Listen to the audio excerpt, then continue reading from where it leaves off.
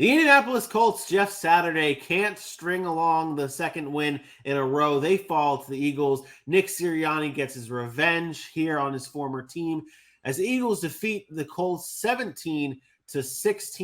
Aaron, in this one here, that's not the right one. Whoopsies. The Eagles get the win. It was not pretty. This was a really ugly win for the Eagles, but we had just finished talking about it with the Bills, and sometimes we overlook the fact that winning in the NFL is hard no matter who you're playing against. Is that the case for the Eagles here against the Colts, or was this just a bad game from everyone around and we're just passing over it? What are your thoughts on this tight one from a once undefeated Eagles team and a once shithole team of the Indianapolis Colts? Yeah, I mean, they got the win, so obviously that's all that matters in the end. But you would be lying if you would say you haven't watched the Eagles over the past 2 weeks and then now given some maybe we jumped the gun on how good they are. Again, this is still a good football team. This is a team that's going to be in the playoffs, likely to win the NFC East at this point. Their schedule is favorable down the stretch. So they're going to have a lot of wins stacked up, but did you see chinks in their armor? Absolutely. At times they struggle stopping the run. They were turning the football over, which they can't do. They were not able to run the ball early, especially without Jalen Hurts. Like Jalen Hurts, honestly, they win this game because Jalen Hurts' ability to make plays with his legs. And that's great and all, but that's where you wonder if a team can really get over the top. You wonder if the Bills can get over the top of a Kansas City Chiefs when you're relying so much on the legs of Jalen Hurts or the legs of a Josh Allen. And I think that's what we saw in this game. I thought the Colts did an excellent job game planning and scheming for that Philadelphia offense. I thought the tempo, once again, was not on the favorable side of the Philadelphia Eagles. I thought that Indianapolis kind of dictated the tempo of the game, and I think that's when the Philadelphia is at their weakest moment. I think they're susceptible to giving up stuff when they're not in control of tempo.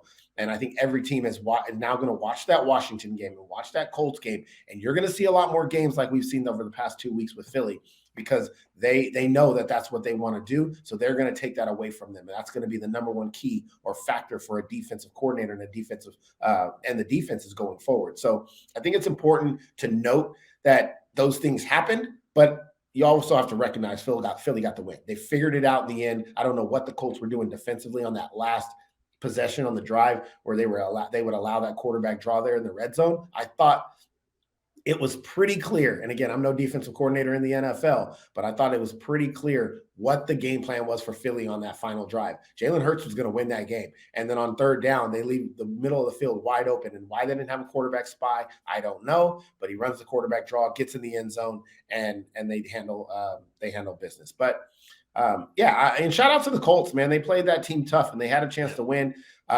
They were just not good enough in the red zone. That's really what it boiled down to. Too many field goals, didn't get in the end zone, and that was the difference in the game. If they turn those field goals into touchdowns, you have a completely different game. You can't go 1 for 3 in the red zone and expect to win. Yeah, that number definitely jumps out to you with red zone efficiency. The Colts were leading in this game. They were up 13-3 entering the fourth quarter. Like they were up in this game. They had the Eagles on the ropes, and it wasn't that great of a game from the Eagles. But like we say, they good teams, they do find ways to win. I do think that I want to ask you really about the Colts and the new Jeff Saturday era. Matt Ryan back as the starting quarterback here. Jonathan Taylor, a good day on the ground, 22 carries, 84 yards and a touchdown. Matt Ryan, a day. What are you seeing now 2 games in the Jeff Saturday era for the Colts? Well, they're competent. I think that's all we cared about. Like I think we figured out pretty quickly that this Colts team wasn't as good as we thought they were at the beginning of the season. I think we knew that. I think we knew that after a couple of games, and we said, okay, maybe we need to reevaluate what the Colts are. But then they went through a stretch where they were just incompetent. They couldn't move the ball at all. And you bring in Sam Ehlinger and you make the quarterback change, and then completes 2 passes in 3 quarters and -2 yards or whatever it was. And there was no competency. They couldn't run the ball. Now you see they're competent. They can play football. They're in games. And I think that's really what you're gauging them on now. Like, what kind of are they quitting? Are they no, they're still in there. They're still fighting. They believe, and it looks like at least Jeff Saturday has the attention of the players and that they're playing for him. I'm not saying they weren't playing for Frank Wright, but let's be honest.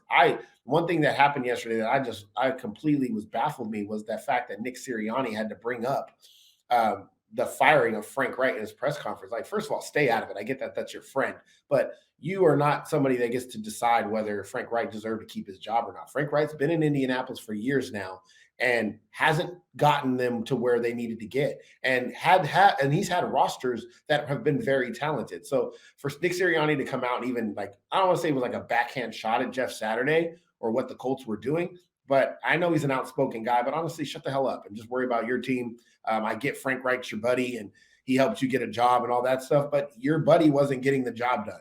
And we see guys fired each and every week in this league, and you're nowhere to be found or talk about what they're capable of. So for him to like throw shade and say, well, Frank Wright should still have that job. Well, he shouldn't. He made a poor decision in going to Sam Ehlinger, and that decision cost him a couple of more chances at wins. And he hasn't won in the past. Like, he's been limited on what he's been able to do as a head coach there. So it was time to move on. And so I didn't like that. But the Colts, they're going to be in a lot more games like this. It's going to be a lot of dogfights.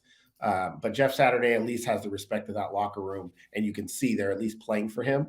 But they're not a good football team. Offensive line struggles, and they lack some weapons at times. And Matt Ryan's old, so he's a statue. But again, like I said, they played hard. They had a chance to win it, and they couldn't make it happen. We'll have to see how they finish out their season. But I don't anticipate them getting back in any kind of playoff hopes or anything like that. Yeah, no, that would be it's a tough road back for the Colts, and just trying to figure out if maybe Jeff Saturday can be the guy. I know he's the interim coach. Maybe he can win this job with the last remaining games for the Indianapolis Colts.